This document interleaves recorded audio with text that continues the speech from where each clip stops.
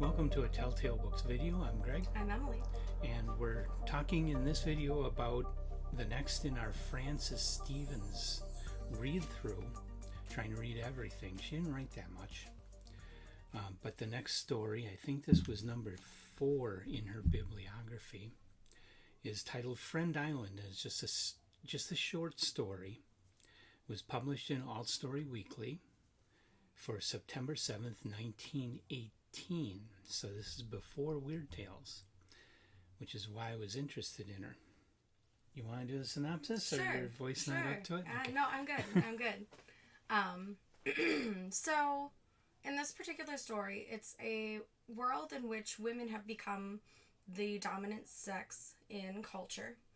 And a woman is a sailor, and she is recounting to a man who she meets at a cafe about a traveler. I guess about a time she got marooned on an island and how she survived and what had happened. And so she's recounting this tale that there was a shipwreck. The ship ended up jolting her off into the sea, and she happened to find basically a giant cooler to float on until she found this island. And this island was particularly beautiful. There's fruit trees everywhere. There's wildlife, and none of it is very, ferocious or anything. And it's a beautiful sea and a beautiful beach. Very clean, lots of turtles, lots of, very useful wildlife for food and resources.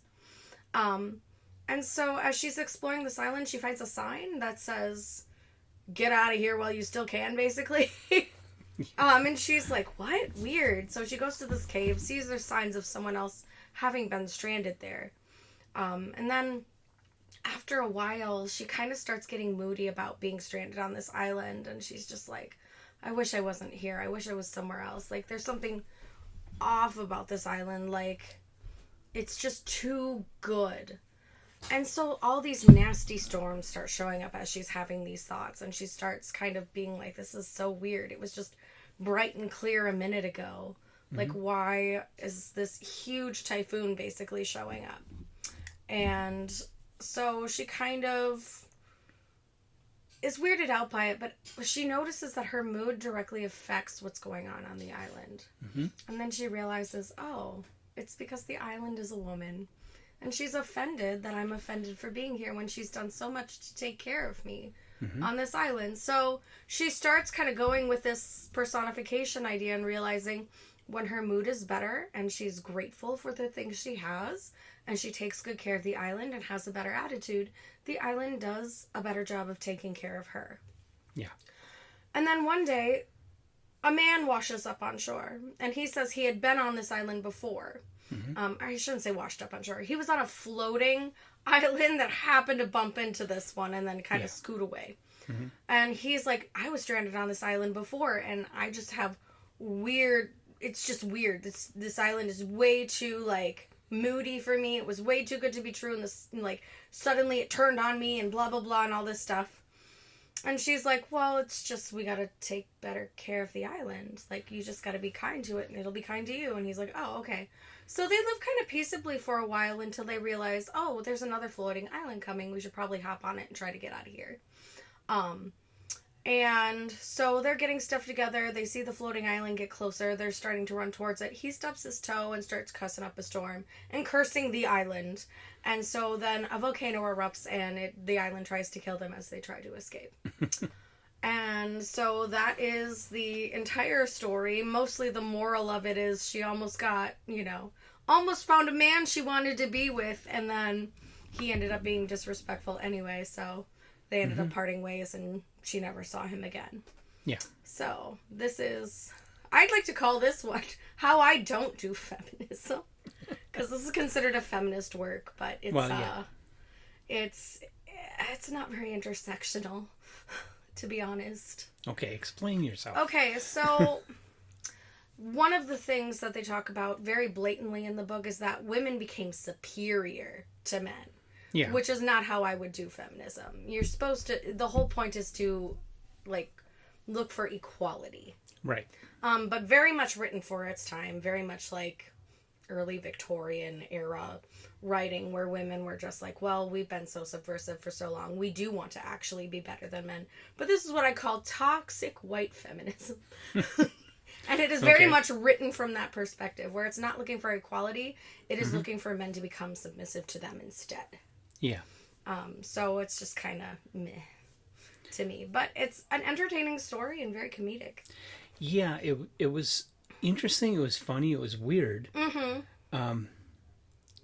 The whole idea of this future where women have taken control of everything, that seemed incidental. Mm-hmm. It seemed like you could take that out of the story and not affect what's going on in it. Yeah. Because the story is really about these floating islands. Mm-hmm. And that, again, she's very influenced by other writers. That idea of the floating island is the Sargasso Sea from William Hope Hodgson. Yep. Except she has... And that also gave me C.S. Lewis vibes from... Was it Out of the Silent Planet? Which one was it? I Where they thought that had was the all Venus those one. lands. Yeah, I thought that was the Venus. Oh, maybe, yeah, the Venus one. Paralandra. Paralandra, there it is. That's the one. But that, of course, came much later, so... I know, but it gave me the same vibes. Yeah.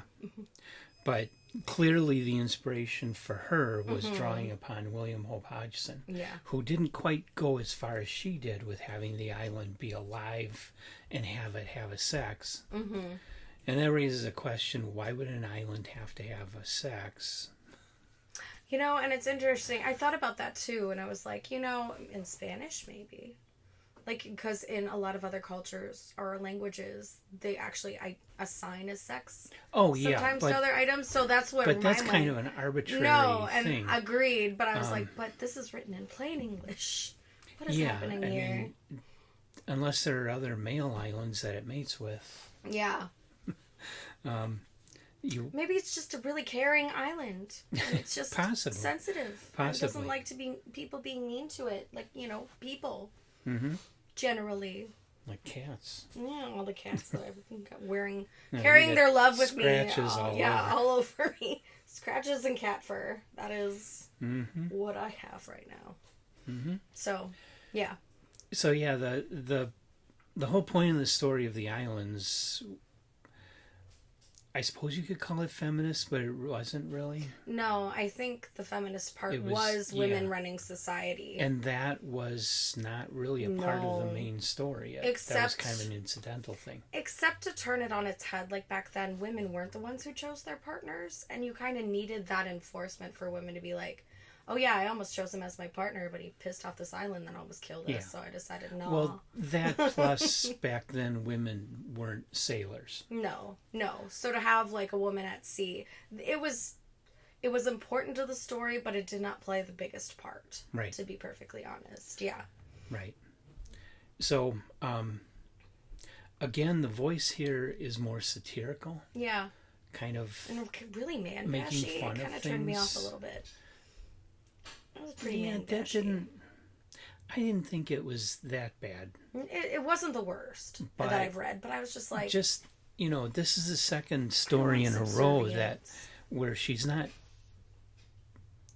writing a serious story. She's being satirical. She's being funny. She's writing comedy. Really. Yeah, and that's kind of why I felt like it needed the extremes. So I let it slide. But I was like, this is not how I would do feminism. Like, but I'm kind of wondering, is that people what that we're it in would for? go over the head of? That's It's a little dangerous. I'm kind of wondering, is that what we're in for with the rest of our work now? Is it all going to be like comedy, like this, more satirical, more comedic, more funny? It might be. I mean, it's not terribly done. It was very well done and very entertaining. Yeah. But, yeah, who knows? But looking for how she may have influenced later writers, so far I'm just not seeing it. Yeah, it seems like she's more influenced than influencer. She's being influenced by other people, but also that kind of comedic tone that she's taking. You don't see that in Lovecraft very much, except for Herbert West. You don't see that in Abraham Merritt, who are the two authors most quoted as having been influenced by her. And I'm just not seeing it. I'm really feeling like people got her wrong. That's a fair assessment.